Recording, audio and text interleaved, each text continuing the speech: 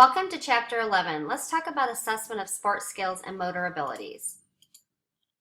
Objectives. Differentiate between skills and abilities, apply sound testing and procedures in ability and skill assessment, and develop psychomotor tests with sufficient reliability and validity.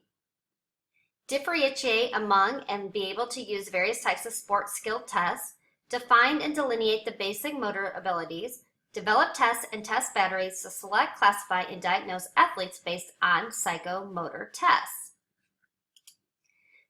The measurements of human performance. Skills are learned traits based on the abilities that a person has, more sport specific. Abilities are more innate than skills, more general. Badminton skills, volleyball spike are specific skills. Both skills involve similar overarm patterns. Overarm pattern is considered an ability. The AAHP-ERD guidelines for sports skills and motor performance tests are: performance tests should have at least minimally acceptable validity and reliability, low cost, and be relatively easy to administer. Tests should be of a reasonable difficulty and have set criteria or guidelines, and the results should be meaningful to both the researcher and participant. Effective testing procedures. Procedures for psychomotor testing are the same as those for written tests. 3 phases: pre-test duties, testing duties, and post-test duties. Additional pre-test considerations, or will you need an assistant? This will help determine the type of score sheet to use. The testing environment largely affects which type of score sheet is most appropriate, and the next 2 slides present examples of score sheets. Example of a sample individual score sheet. Here's an example of a tester's master sheet.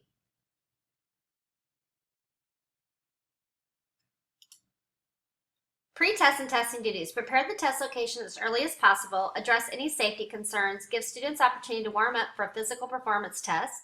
If any hints are given, make sure they are consistent across all participants in trials to avoid bias, and administer this test, the second phase. The post-test duties. Our final phase involves transcribing the test results and analyzing the scores. Each time results are transcribed, they should be proofread by another person. An analysis depends on the purpose of testing. If individual performance is important, use normative reference analysis. If comparing performance with standard is important, use criterion reference analysis. Issues and skills testing. 2 important factors to consider in addition to reliability and validity are feasibility and best way to evaluate the skill. You may need to compromise between choosing an extremely objective and reliable test and one that is more game-like or real.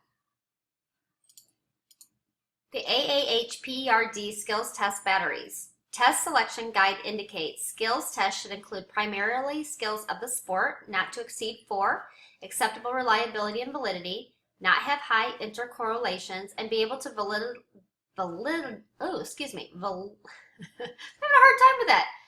be able to validly discriminate among performance levels. AHPERD tests are designed primarily for the beginning level performer.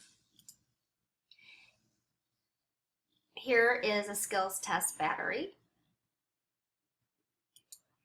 Skills test classification: objective tests, subjective ratings, and other tests.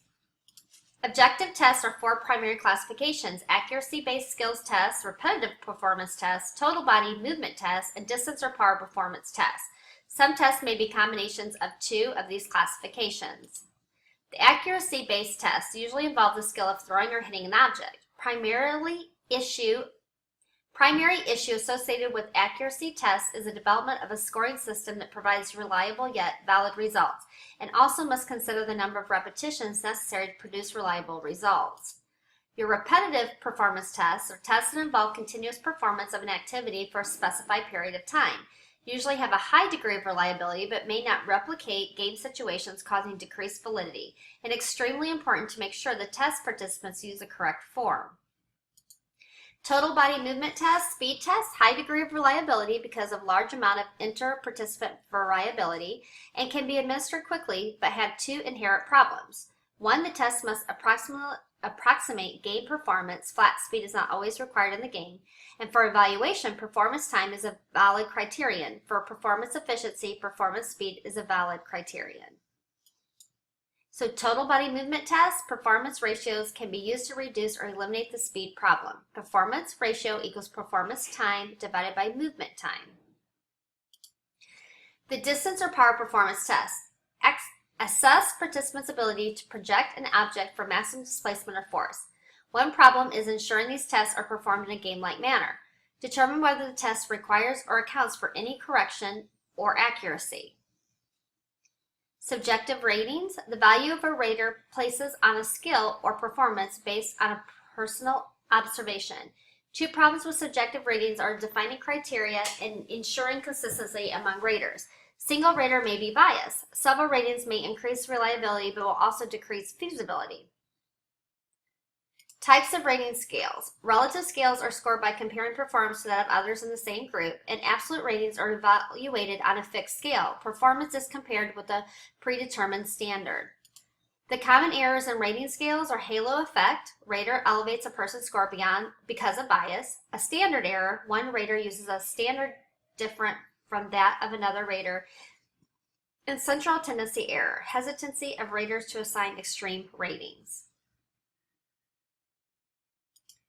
Standard error exemplifies by 3 judges' ratings. Here's a standard error of 3 judges' ratings, A, B, and C. Suggestions for improving rating scales. Develop well-constructed scales. Thoroughly train the raters. Explain common rating errors to the raters. Allow raters ample time to observe behaviors and use multiple raters whenever possible. Other tests would be performance-based testing, assessment of the actual performance, example, total scores from archery rounds, or trials to criterion. Participant performs a skill until he or she reaches a certain criteria of performance. Good method for reducing test administration time, especially useful in teaching situations. And testing motor abilities. General motor ability, GMA, refers to the overall proficiency in performing a wide variety of sports-related tasks. Motor inducibility, the ability to learn a variety of motor skills. And specificity, motor abilities unique to individual psychomotor task. Measurement of aspects of the domain of human performance. Broad area of human performance is referred to as a domain of human performance. Areas within the broad domain are considered subdomains. Examining subdomains allows you to understand the qualities necessary to perform various tasks. Primary subdomains of human performance: muscular strength, speed, agility, anaerobic power, flexibility, balance, and kinesthetic perception. The purpose of human performance analysis: selection, ability of a test to discriminate among levels of ability, and classification, clustering participants into groups for which they are best suited. The purposes continued are diagnosis, used in sport to design individualized training programs to help improve performance, and prediction examines the future potential of performers. Some overlap exists between selection and prediction. The beneficial functions of performance testing indicates athletes' strengths and weaknesses within the sport and provide baseline data for individual training, provides feedback and effectiveness of training, provides information about current performance status, and is an educational process to help better monitor performance. Procedures for effective testing include variables relevant to the sport, select reliable and valid tests, develop sport-specific test protocols, control administration rigidity, maintain athletes' right to respect, repeat the testing periodically, and interpret the results to both the coach and athlete directly.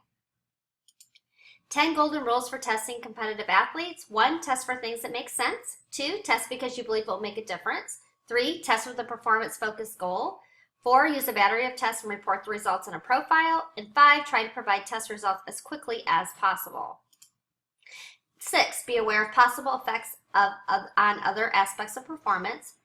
7, don't necessarily rely on previously developed tests. Develop your own. 8, keep records. 9, remember the max, min, con principle. And 10, educate athletes about testing. Sports and analytics. The emergence of Moneyball.